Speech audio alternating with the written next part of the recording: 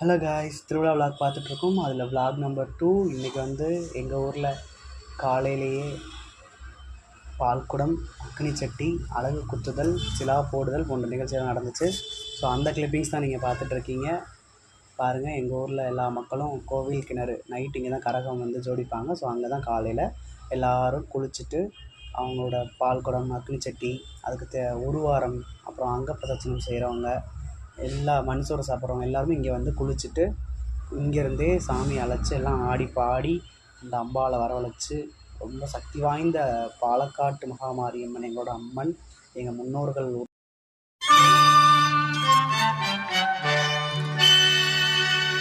நிறைஞ்ச மனசு உனக்கு தாண்டி மகமாயி